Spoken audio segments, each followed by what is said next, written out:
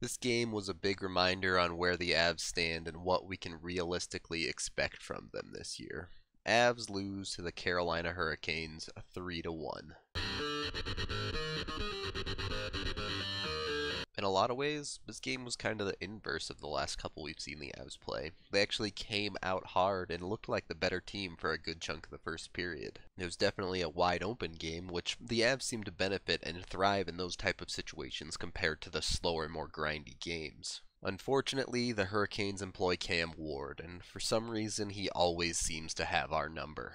That would, for the most part, hold true tonight as well, as the Avs would get a lot of very good chances, but Ward would just lock them down. After the flurry at the start of the period, things did slow down quite a bit during the middle section. Things got under control and teams stopped giving up so many odd man rushes. Then, with roughly 5 minutes remaining in the period, the Avs would take the first penalty of the game. Thankfully, they would play fantastic on the PK and even manage to draw a penalty out of Carolina to take things to 4-on-4. The 4-on-4 would be a bit of a roller coaster. Carolina would dominate the possession and get most of the chances on it, but the Avs weather the storm and Varley seems to be looking good in net, and then the Avs punch back. As happens so often in hockey, failed chances one way lead to a converted one the other.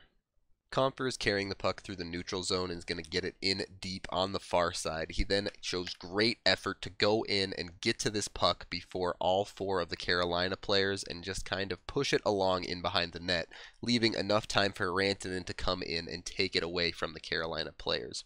Meanwhile, you now see Carolina with four players all within probably less than 5 feet of their own net. So that leaves the entire rest of the zone wide open. Right now, Tyson Barrie is taking full advantage of that, streaking down into the slot. Once Rantanen gets the puck, he looks up, sees him, and Barrie just unloads the perfect shot up into the corner.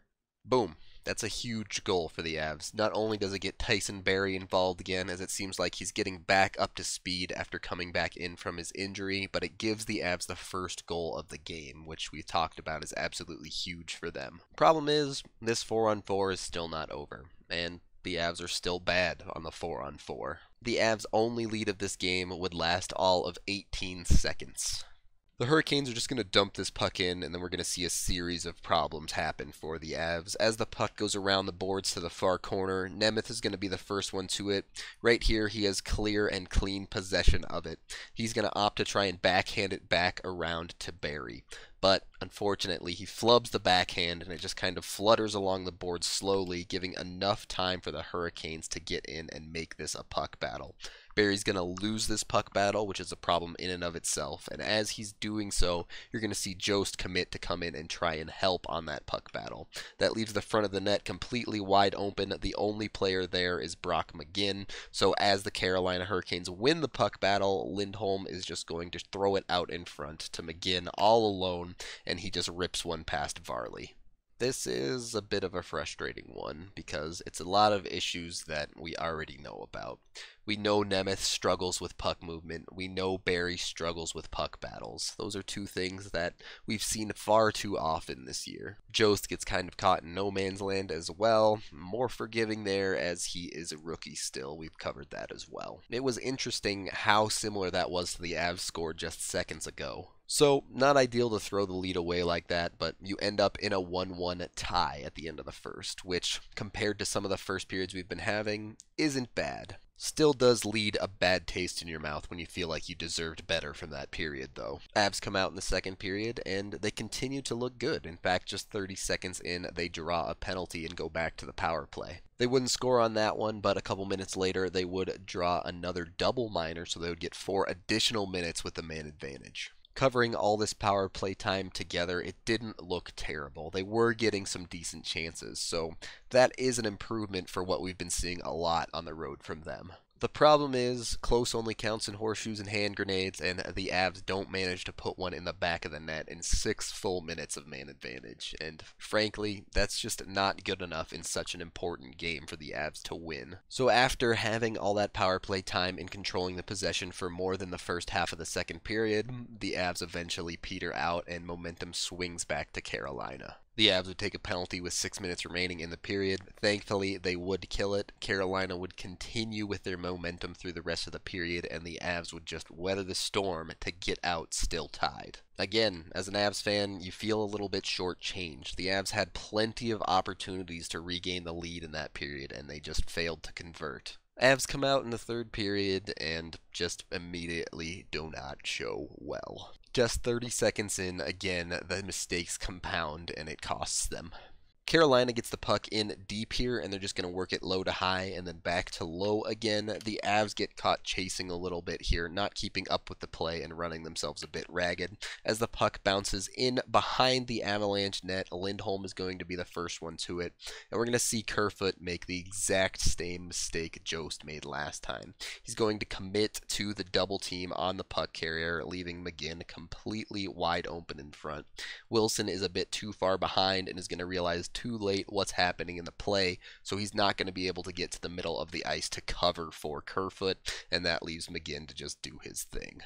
Different rookie, exact same defensive mistake. And it's now that reality should be starting to set in for all Avs fans. The crazy 10-game win streak is over, and those rookie mistakes are starting to cost us again. And you know what? Despite the frustrations, that's okay. That's what we wanted coming into this year. I know it's easy to forget that a lot of the time, especially when we're staring at that potential wild card spot, but this is where we are, and this is where we want to be. It's unfortunate that the regression to the mean for the Avs had to be so sharp after that quality play, but it was bound to happen one way or another. With that said, the Avs do need to learn from this. They have two plays that they can perfectly show in the film room of this exact mistake, and they can prevent it in the future. Asking these rookies to be the F3 defensively is a big task in the NHL, and particularly when they're in the top 6 playing against the other team's best players, it's going to be hard for them. They're going to make mistakes, but as long as they learn from them, it's alright. So not ideal after two very strong periods where you thought you had the better of the chances, you find yourself down a goal, but there's still plenty of game left. The Avs, if they really are a playoff team, should be fully capable of keeping themselves in this one and finding a way to win. The problem is, Carolina is in more or less the same situation on the East Coast side. They're a couple points out of a playoff spot, and they desperately need this win as well. And honestly, in the third period,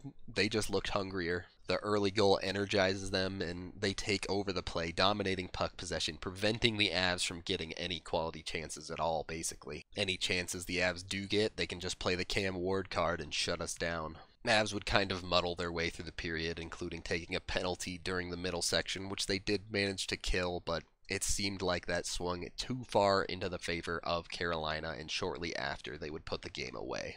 Stepniak is going to be the one carrying the puck in for Carolina. Lindholm is going to be the man defending. Lindholm actually does a good job to block the pass through him initially. Unfortunately, it bounces right back to Stepniak, who can cut to the middle and then just kind of throw a soft backhand shot towards the net.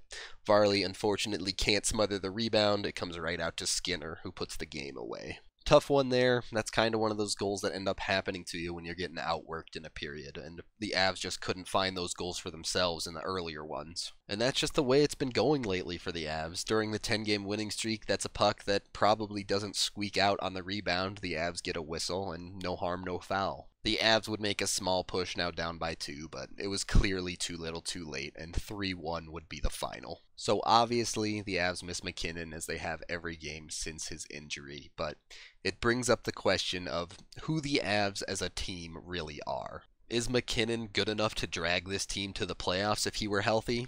Maybe. Is he good enough to carry this team anywhere significant in the playoffs?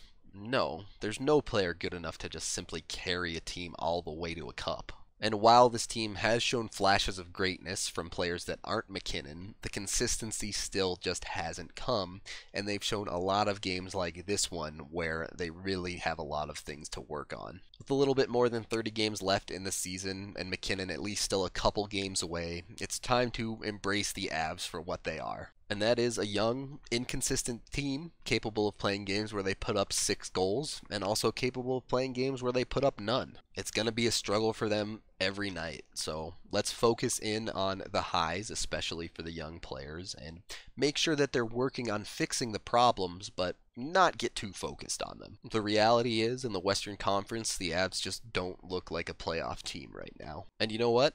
We expected the Avs to be a lot worse than this at the start of the season. They're still 8 games over 500. They're nowhere near the bottom 5 of the league. Honestly, we should all be happy with how often they've played as well as they have. It's hard in the moment, but as Avs fans, we need to continue focusing on the future. No pain, no gain. Unfortunately, right now we're feeling the pain. On the bright side, if the Avs continue to struggle like this, it'll make the trade deadline decision very easy. That is the end of this game video review. Thank you for watching. I'm Rudo3, and NBC's Olympic coverage is bad.